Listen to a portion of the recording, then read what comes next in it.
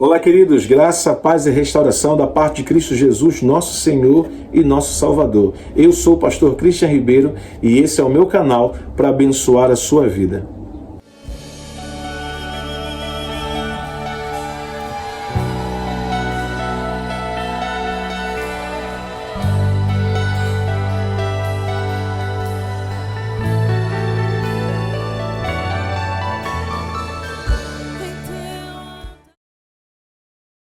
E se você ainda não é inscrito no nosso canal, eu já peço para você, em nome de Jesus, se inscreva nesse canal, ative o sininho, que assim todo vídeo que chegar novo para você, você logo vai ser notificado e não vai perder nenhum tipo de assunto, dos mais polêmicos aos mais ministradores que vão ministrar e também nutrir a sua vida espiritual em nome de Jesus Cristo, amém? Então, se você depois de assistir esse vídeo for edificado, deixa seu like. Você deixando seu like, deixando seu comentário, o YouTube vai entender que este vídeo está promovendo algo bom para a sua vida e ele vai oferecer esse vídeo a outras pessoas. Então eu peço que desde já você se inscreva no canal. E bora para o tema de hoje, que o tema é o perdão falso da igreja. E quando nós falamos sobre isso, nós temos que voltar lá atrás, dentro da palavra de Deus, e lembrar que teve um discípulo que perguntou sobre o perdão. E a pergunta dele foi uma pergunta bem tendenciosa, que a gente vai entender um pouquinho sobre ela aqui neste exato momento. Vamos abrir a nossa Bíblia em livro de Mateus, no capítulo 18, do verso 21 ao 22, que declara desta forma. Pedro pergunta a Jesus: Senhor, até quantas vezes eu devo perdoar o meu irmão, quando ele pecar contra mim? Até 7 vezes? Jesus responde: não te digo até 7 vezes, mas até 70 vezes 7. Quando nós acabamos de ler este pequeno versículo da palavra de Deus, a gente vai entender que Pedro, ele está fazendo algo ali muito ousado, e eu vou explicar para você por quê. Segundo a lei, o irmão que cometesse pecado contra o outro, ele era perdoado até 4 vezes. Então era costume as pessoas pecarem, mas contra o seu irmão, e era contado esse número de quantidade de erros. Quando chegava no 4º erro, quando chegava na 4ª vez, o irmão sabia que depois dali ele não tinha mais nenhum tipo de benevolência e nenhum tipo mais de perdão sobre a sua vida.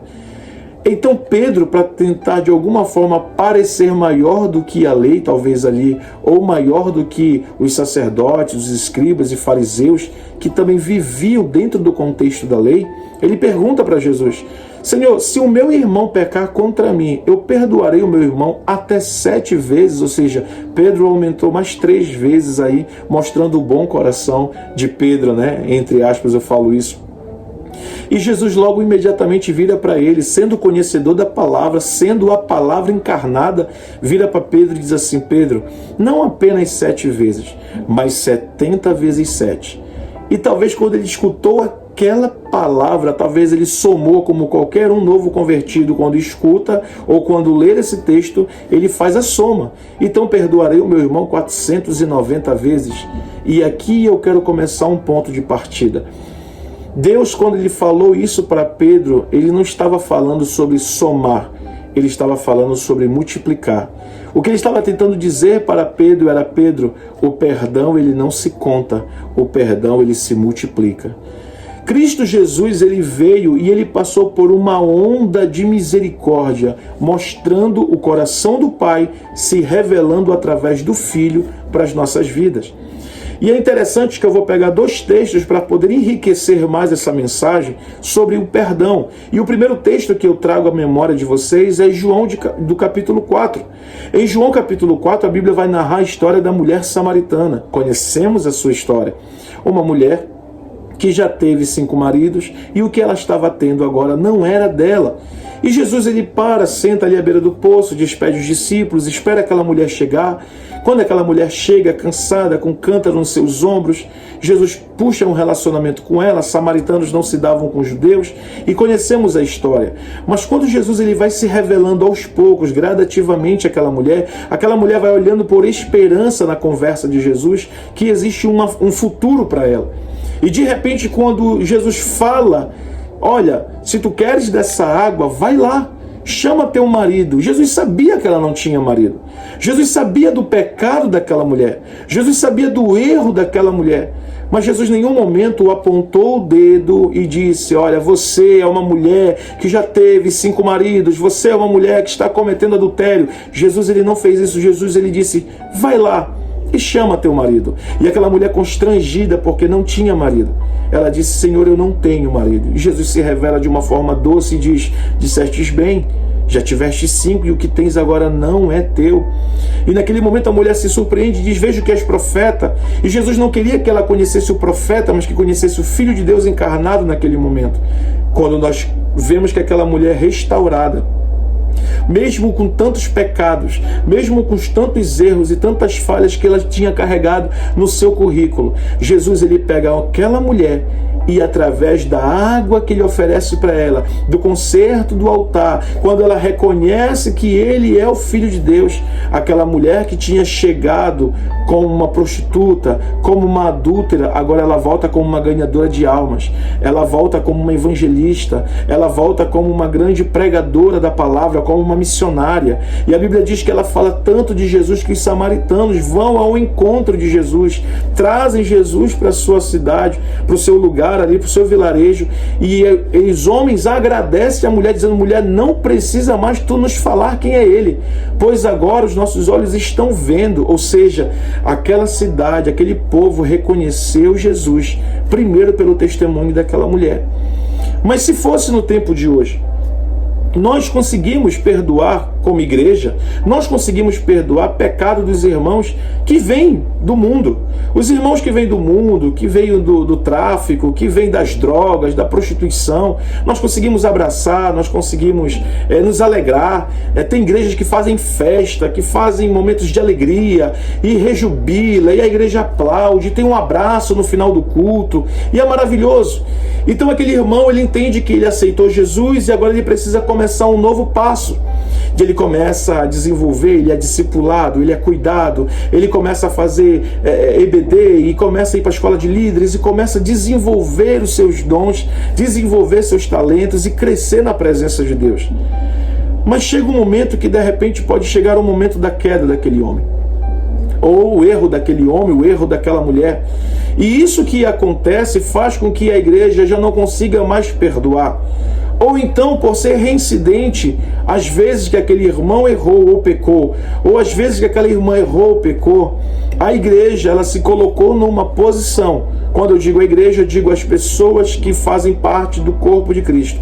Essas pessoas, elas acabam de alguma forma se achando santas demais, ou se achando puritanas demais, ou acham-se que são donas legalizadas por Deus para dizer quem está condenado ao inferno e quem está salvo ao céu. E esse não é o nosso papel. E aqui nós queremos nos aprofundar mais nesse quesito. Quando a gente fala sobre o perdão, a gente está falando sobre realmente a pessoa entender o que significa perdão.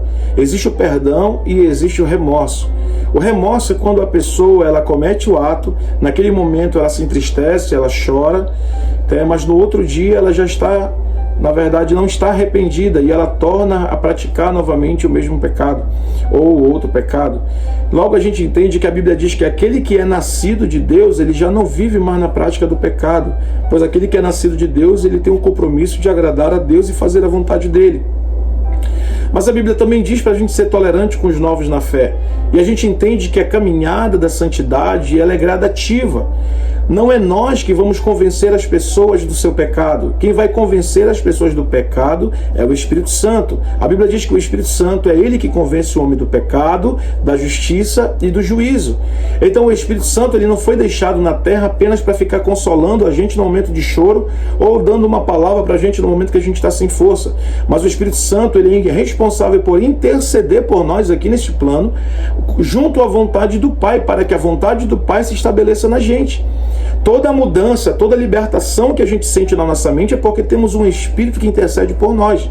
E é por isso que temos que ter leitura da palavra, comunhão com Deus, e estar sempre em sintonia com a nossa fé, junto com a vontade e o propósito de Deus. Mas, quando nós vemos pessoas pecarem, nós queremos mudar a nossa forma de ser. E a pergunta que eu faço para você é: Jesus mudaria a forma de ser quando os seus discípulos pecaram? Jesus mudou a sua forma de ser quando os seus discípulos erraram? Eu disse que eu ia trazer duas histórias. Eu trouxe a primeira da mulher samaritana. Eu posso falar da mulher adúltera, João capítulo 8.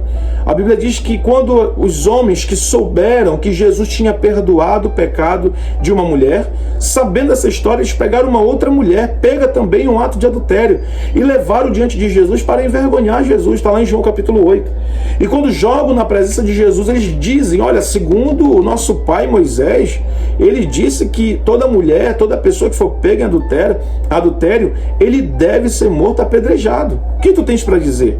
E Jesus, ele lança uma palavra reveladora que eu não sei porque a gente ainda bate cabeça para a gente tentar não entender, ou fingir que a gente não ouviu essa mensagem. Jesus disse: aquele que não tem nenhum pecado, que atire a primeira pedra. Em 1 João capítulo 1, no versículo 8, fala que aquele que diz que não comete pecado, a verdade do Pai não está nele. O amor do Pai não está nele. Versículo 9: mas se nós confessarmos os nossos pecados a Deus, Ele é fiel e justo para nos perdoar os pecados e nos purificar da injustiça. Sabe qual era o problema da lei para a graça? É que nós pensamos que existem tamanhos de pecado por causa das consequências do pecado. Cada pecado trazia uma consequência, e as consequências acabavam sendo arrumadas pelo homem, pela religiosidade, em algo que isso pode, isso não pode. Quer dizer que adultério é pecado, é expulsão, é isso. Mas uma mentirinha branca, quando eu digo para o meu líder que eu vou e eu não vou, ou quando eu digo que eu vou para o culto e eu, na verdade, vou ficar em casa, ou quando tem um irmão batendo no meu gabinete pedindo uma oração e eu estou ali assistindo um jogo de futebol e digo que eu estou numa reunião, a gente classifica isso como o quê? A gente classifica isso como uma mentirinha branca? A gente classifica isso como saudável? Então quer dizer que existem pecados que são permissíveis por Deus e existem pecados que não são permissíveis por Deus? Né? Então a gente pega, a religiosidade faz isso. A religiosidade, ela pega aquilo que é atribuído a ela como grande, como escandaloso, como algo, isso daqui é digno de morte, como os fariseus, os escribas pegaram aquela mulher e estavam com pedras nas mãos. Mas quando Jesus perguntou: aquele que não tem nenhum pecado, que atire a primeira pedra. Jesus não deu nome de pecado. Jesus não disse se o pecado era glutonaria, se era lascívia. Não, Jesus não fez isso. Jesus, ele só falou: você cometeu pecado, então você é tão sujo quanto qualquer outro que necessita. A palavra do Senhor fala que Deus olhou dos altos céus e não viu nenhum justo sequer nessa terra. Poxa, se nós pudéssemos sermos dignos da nossa salvação, ou merecedores da nossa salvação, Jesus não teria morrido por nós, irmão. E como é que a igreja, como é que pessoas querem impor direito ao perdão, impor o direito? O pior de tudo, tem pessoas que não conseguem perdoar as ofensas feitas a si, beleza. Agora tem pessoas que, além de não conseguir perdoar os pecados feitos a si, ainda se acham donas de dar ou não perdão da parte de Deus, irmão. Isso é totalmente errado, irmão. Isso é uma heresia muito grande. Primeiro, porque os olhos do Senhor sempre atentos estão sobre nós. O desejo do Senhor, o desejo dos céus, eu posso dizer assim, é que todo homem, Paulo fala isso na carta a Timóteo, que todo homem seja salvo. Todo é uma palavra imperativa. Aquela pessoa que você desistiu de orar, aquela pessoa que você desistiu de visitar, aquela pessoa que você disse na sua roda de amigos que não tem mais jeito, que não tem mais solução para ele, eu quero dizer que Deus não está ali naquela reunião, porque o propósito de Deus é alcançar a todos. É muito lindo, sabe, queridos, eu vejo muito rios de pastores que vão em presídios e bomba 450 mil, 500 mil visualizações, curtidas, de pessoas achando lindo, né? Cada presidiário, né, aceitando Jesus e se batizando, e realmente é muito lindo. Mas por que na hora de a gente colocar isso em prática a gente não consegue viver? Porque a gente quer, irmão, de alguma forma condenar. A gente olha com a perspectiva de um olhar totalmente errado. Nós queremos que a lei se aplique às pessoas, mas a graça se aplique a mim. Ou seja, eu sou merecedor da graça, mas o meu irmão, ele é merecedor da lei. E a gente escolhe quem são as pessoas que vão continuar andando com a gente, quem não vai continuar andando com a gente. E não é isso, Jesus não fez isso, sabe, irmãos? A minha Bíblia diz que Jesus, quando ele foi crucificado, a Bíblia diz que naquele momento do jardim, que os seus discípulos se dispersaram, a não ser o seu irmão que ficou com ele, mas todos os outros se dispersaram, principalmente a história de Pedro, que nós bem conhecemos, que negou ele 3 vezes. Por 3 vezes disse que não conhecia, por 3 vezes disse que não sabia quem ele era. E quando Jesus ele morre e ao 3º dia ele ressuscita, olha o que ele diz. Diz para as mulheres, né? Diz para os meus discípulos que eu vou me encontrar com eles, e diz para Pedro que eu vou me encontrar com ele no mar da Galileia. E é tão lindo o texto que vem depois da ressurreição. Eu sou apaixonado pela história depois da ressurreição, queridos, porque o nosso Jesus ele vem com esplendor e glória, e poderia ter sido um fracasso. A cruz não foi um fracasso, mas a obra que estava ao redor da cruz parecia um grande fracasso, porque não estavam ali os discípulos, não estavam ali os coxos que foram curados, os leprosos que foram limpos, não estava ali o Bartimeu, a Bíblia não cita sobre isso, né? Não estava ninguém ali. Poderia ter sido um grande fracasso, mas Jesus ele se ressuscita, e o que ele vai fazer? Ele vai lá com cada um que negou, que errou, que pecou, ele vai com cada um deles. E principalmente a história de Pedro, ela é muito linda, porque tu não vai ver um Jesus, perdão a expressão, romântico, como tu vai ver o Jesus depois que ele ressuscita. Ele vai ver com Pedro. Pedro reconhece que é Jesus lá no mar da Galileia, vai conversar com ele, e olha a pergunta que Jesus fala: Pedro, tu me amas? Então apacenta meus cordeirinhos. Pedro, tu me amas? 2ª vez, 3ª vez, Pedro, tu me amas? Sabe, querido, olha a preocupação, olha como está o coração de Jesus nesse momento para Pedro. Jesus não chegou, tu me traístes, né? Ou Jesus então não ressuscitou falando um grande bordão, que eu já ouvi muito esse bordão, querido. Saiu 1, Deus manda 10. Saiu 10, Deus manda 100. Jesus ele poderia ter ressuscitado, e se ele tivesse o nosso coração, ele diria o quê? Perdi os 12, mas eu vou levantar 20. Jesus nem precisava, porque assim como ele alcançou Paulo, ele poderia ter alcançado outros homens. Jesus poderia ter feito isso. Mas Jesus ele vai lá e mostra pra gente que até as pessoas que a gente ensina, que até as pessoas que vão ter poder para usar o nome do Senhor Jesus Cristo, que as pessoas que vão ter visões, pessoas que vão estar 3 anos e meio com a gente, pessoas que vão fazer milagres, vão expulsar demônios, essas pessoas elas vão poder cair um dia. Essas pessoas poderão cair um dia, não é o desejo de nenhum homem, mas elas poderão falhar um dia. E aí Jesus vai descartar o que viveu com elas. Jesus vai jogar fora aquilo que construiu com elas. Jesus não fez isso, irmão.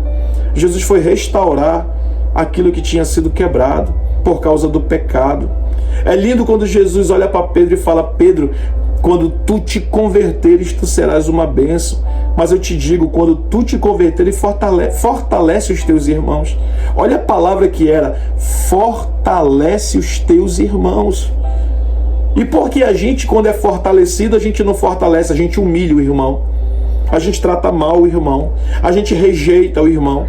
A gente pensa que o céu é uma corrida, que nós temos que chegar em primeiro lugar. Não, os céus é uma corrida que a gente tem que levar todos que puderem com a gente. Essa é a verdadeira corrida. Porque se não fosse isso, um dos maiores mandamentos de Jesus, na sua subida, na sua ascensão, depois de passar 40 dias com os discípulos ali, comendo com eles, indo para o culto com eles, né, fazendo a glória ser derramada sobre eles, cuidando deles, ensinando a eles, renovando eles, provando eles. Quer, Tomé? Tu quer provar? Quer uma prova? Tá aqui, Tomé, coloca teu dedo aqui. Jesus em nenhum momento os condenou. Jesus os levantou. Jesus os ergueu novamente. Jesus os permitiu andar ao seu lado. E era Jesus, irmão. E agora você está construindo, talvez você que me assiste, outros que me assistem, estão construindo uma muralha que pessoas não podem chegar perto de você. Não, agora eu sou um homem que a minha honra está num lugar bem grande que não pode ser manchada. Não, a minha honra está num patamar tão alto que eu não posso chegar perto de pecadores. Heresia, irmão, você está sendo idêntico aos fariseus daquela época. A lei dizia que o sacerdote não poderia chegar a algo que parecesse morto. Ele tinha que ficar a 3 metros de distância. E tem pessoas que dizem que conheceram Jesus, diz que conheceram a fé, dizem que conheceram o amor de Deus. Querido, diga que conheceu o amor de Deus. E você se distancia do que é imperfeito. Você se distancia daquilo que Deus colocou como uma responsabilidade sua para amar, para cuidar, para limpar. E está contando quantas vezes o irmão caiu, quantas vezes o irmão falhou contra você, quantas vezes o irmão, sabe, irmão, isso não é cristianismo. Se você tem um caderno que você anota todos os erros que os irmãos fazem a você, eu quero trazer para você um texto que é muito forte. Ela se repete em Mateus, se repete em Marcos e se repete em Lucas. E eu vou ler somente o texto de Marcos, no capítulo 11, no versículo 25 e 26, que diz assim: E quando estiverdes orando, se tendes alguma coisa contra alguém, perdoai, para que vosso Pai Celestial vos perdoe as vossas ofensas. Mas se não perdoardes, também vosso Pai Celestial não vos perdoará as vossas ofensas. Pecados ou erros que não são perdoados, também o Pai não perdoará. Sabe, irmão, isso aqui foi uma frase que eu coloquei fazendo uma conexão dos 3 versículos. Por quê? Porque os 3 versículos, quem está falando isso é Jesus. E ele está dizendo, se você não consegue perdoar o pecado que os irmãos fazem a você, também o Pai não vai te perdoar. A oração do Pai Nosso, você já fez a oração do Pai Nosso? Quem ensina a oração do Pai Nosso é Jesus. Então a oração modelo que ele está ensinando é uma oração que é justamente de um crente sarado, de um cidadão do céu. Ele fala: Pai nosso que estás no céu, santificado é o teu nome, venha a nós o teu reino e seja feita a tua vontade, aqui na terra como é no céu. O pão nosso de cada dia que nos dá hoje, perdoa as nossas dívidas, futuro, perdoa as nossas dívidas, assim como nós já perdoamos, passado, já perdoamos aquele que nos devia, aquele que nos ofendeu, aquele que nos machucou, aquele que errou contra nós. Sabe o que Deus está falando na oração modelo? Jesus está ensinando a oração modelo que o próprio Pedro perguntou: Senhor, nos ensina como devemos orar. Sabe, querido, a gente entende com isso que o perdão que a gente quer, a gente não está disposto a dar. Mas essa oração fala que para você se achegar a Deus, você já tem que ter perdoado, irmão. Já tem que ter perdoado. Aí tem uma famosa frase que é muito forte, essa frase que diz assim mesmo, né? Ah, eu já perdoei, mas eu não sou obrigado a conviver. Eu pergunto para você, irmão, aonde é que você está encontrando base bíblica para isso? Porque o perdão é zerar, irmão. Perdão é zerar a conta. É ser perdoado. Ser perdoado é ser livre. É ser remido. Alguém pagou algo por você e você está zerado. Não há culpa. Não há condenação. Quando Jesus morreu na cruz, a frase que ele falou foi: Tetelestai, você está livre. Está pago. Você agora tem novamente a chance de escolher a boa parte. Você agora tem a chance. As cadeias se quebraram. Você está livre. E cadê essa liberdade? Cadê esse perdão? Sabe, irmão, Jesus ele está morrendo numa cruz, sendo crucificado, cheio de dor. Ele está com dor na carne, talvez ele está com dor nos ossos, talvez ele está com dor de cabeça, talvez ele está com fome, talvez ele está amargurado, porque foi o que ele disse no Getsemane: fica aqui e orem por mim, porque eu estou amargurado e a minha alma está angustiada até a morte. Ele está totalmente ferido no corpo e na sua alma, mas o seu espírito está fazendo uma oração: Pai, perdoa-os, porque eles não sabem o que fazem. E por que a igreja tem trazido um perdão falso, um perdão que conta? Ah, esse irmão só é trabalho. Ah, esse irmão aí, testemunho desse irmão não vale nada. Ah, essa irmãzinha aí, se eu fosse você, nem chegava perto dessa irmãzinha. E essa daí já se desviou, aceitou Jesus umas 30 vezes, 40 vezes. É esse que é o discurso de pessoas que dizem que conheceram a Cristo. E eu tenho uma notícia para dizer, se você é uma delas, arrependa-se. Arrependa-se genuinamente. Porque o nosso papel de cristão não é esse.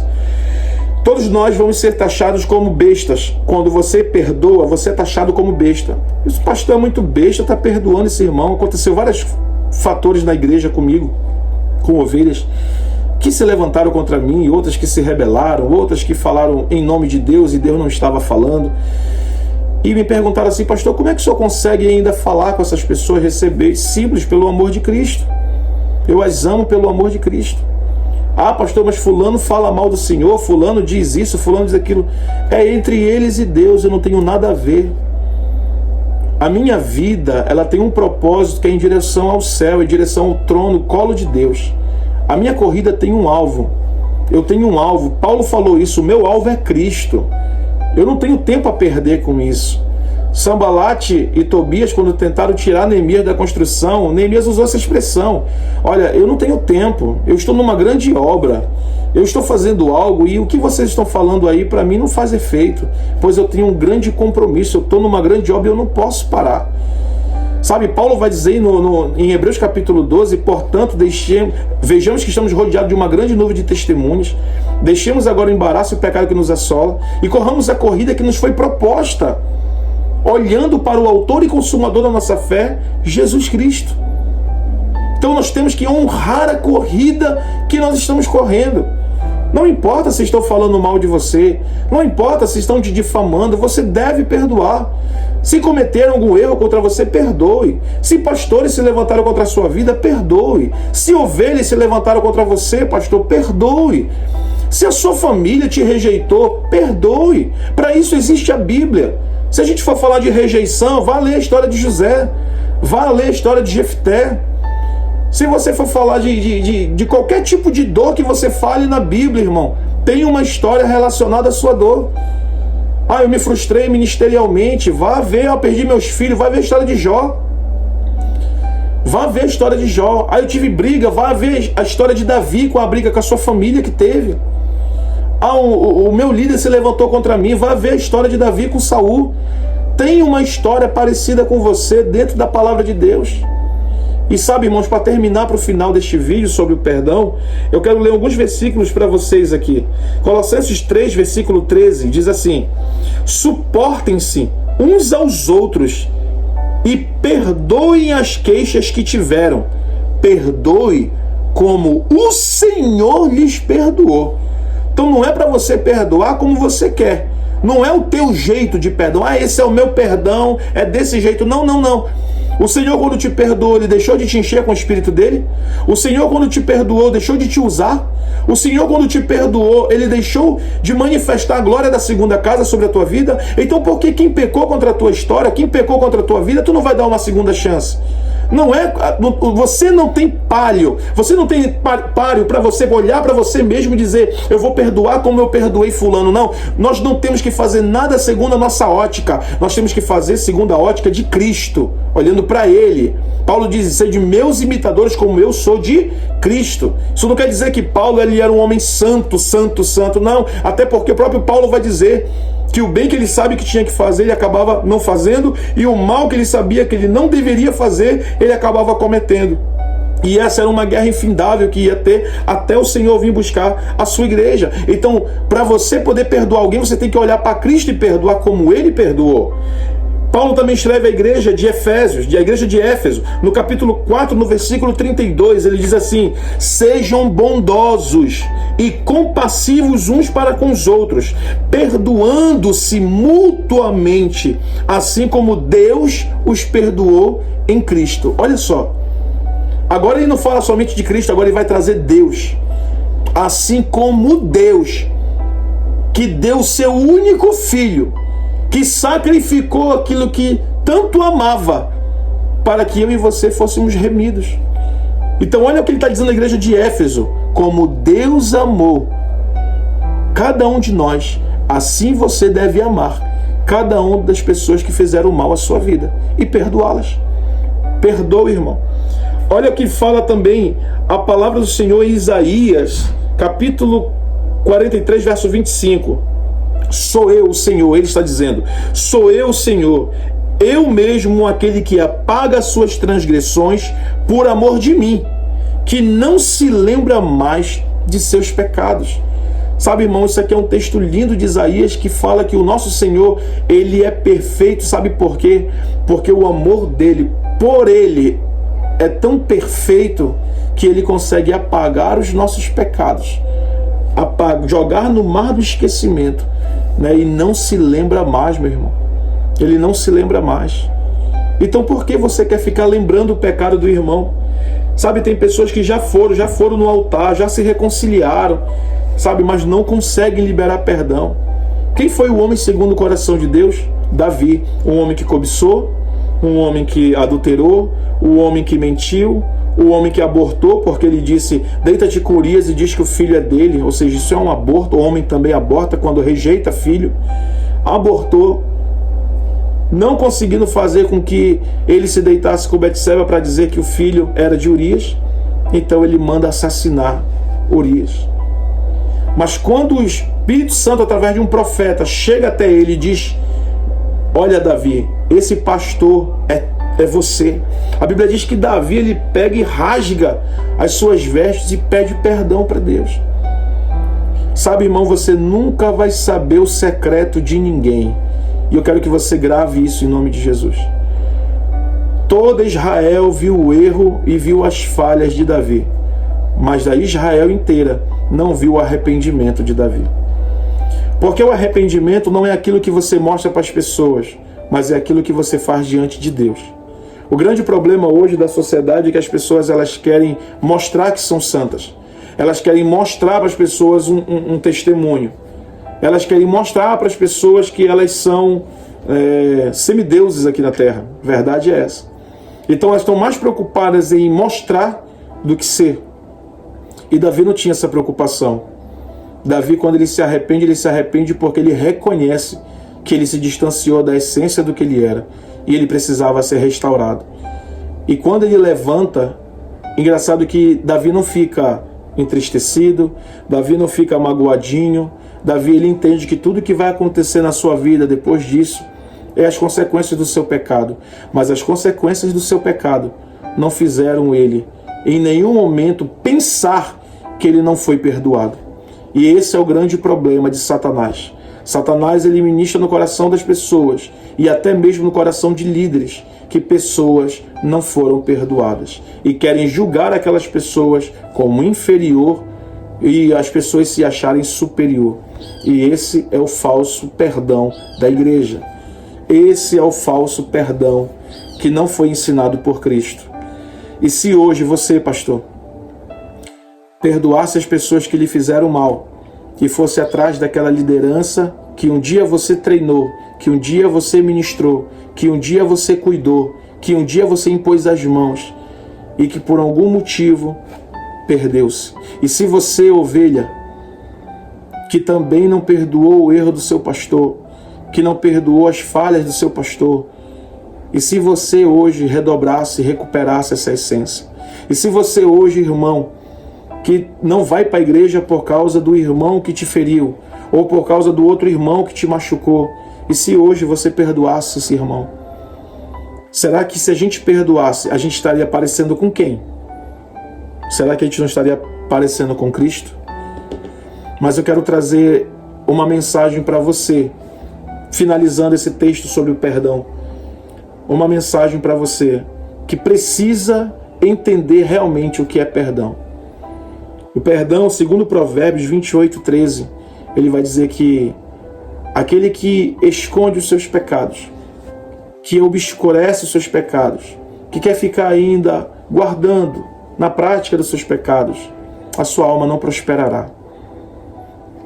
Mas aquele que confessa os seus pecados e que os abandona, esse alcançará do Senhor a sua misericórdia. Então eu quero dizer para você hoje, eu não sei em que diagrama você se encaixa dentro deste vídeo, mas todos os erros que fizeram a você, ou todos os erros que você fez a alguém, o perdão ele deve ser o mesmo. O perdão não deve ser o perdão da igreja A, da igreja B, do pastor A, do pastor B. Você tem que olhar para Cristo e ver que Cristo, ele perdoou a todos. O único pecado que não tem perdão, posso dizer assim, que o único pecado que não tem perdão é blasfêmia contra o Espírito Santo. Se você não cometeu esse pecado, então a chance de você ser restaurado. Porque a obra da cruz, por mais que muitos homens digam que você não tem capacidade, eu quero dizer que a obra da cruz ela é perfeita. Jesus não derramou o seu sangue naquela cruz para que você seja sentenciado por um homem ou por uma mulher, mas que você entenda que o que foi derramado naquela cruz foi para que você tivesse um novo começo, e que esse começo comece a partir de agora, que essa nova história comece a partir de agora. Eu quero que você abra, o nosso coração é como se fosse uma cadeia, e você tem a chave que abre essa porta, essa dimensão, e libere da sua alma todas as pessoas que lhe fizeram mal, todas. Vá falando o nome de cada uma delas na sua oração. Cada uma delas diga: Senhor, eu te entrego, eu desligo a minha alma da alma da pessoa, eu perdoo essa pessoa.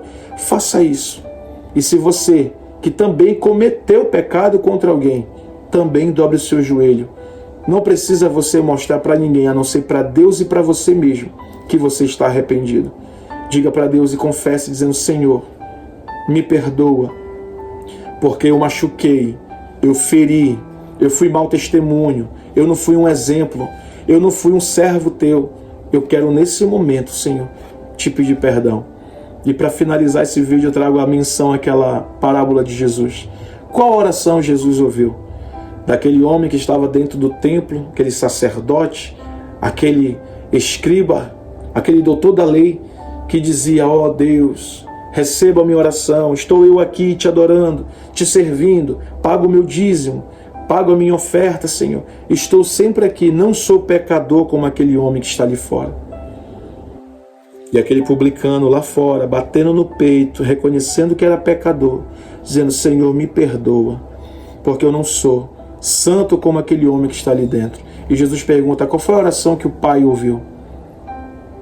E os discípulos responderam: aquele que com certeza confessou que é pecador. Então, irmão, lance fora. Você que carrega muitas pedras em suas mãos, abra mão hoje para viver o verdadeiro evangelho. O verdadeiro evangelho que perdoa, independente do que cada um tenha feito. Perdoe seu irmão. Perdoe a cada um em nome de Jesus e viva livre.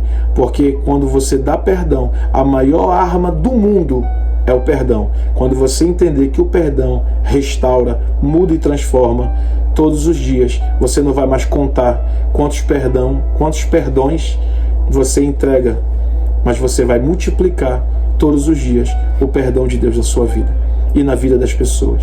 Que Deus te abençoe em nome de Jesus. Esse foi um vídeo sobre o falso perdão da igreja. Que a partir de agora você viva o verdadeiro perdão deixado por Cristo. Que você esteja pronto a restaurar, construir, perdoar. E você não é obrigado, e nem as pessoas são obrigadas a caminhar com você. Mas caminhe livre. Faça como Jacó fez. Quando ele voltou, se restaurou com seu irmão. Independente se ia morrer ou não, ele ia continuar a sua vida. Siga a sua vida, porque Deus, depois de hoje, você está livre. Deus te abençoe e te prospere a cada dia mais, em nome de Jesus.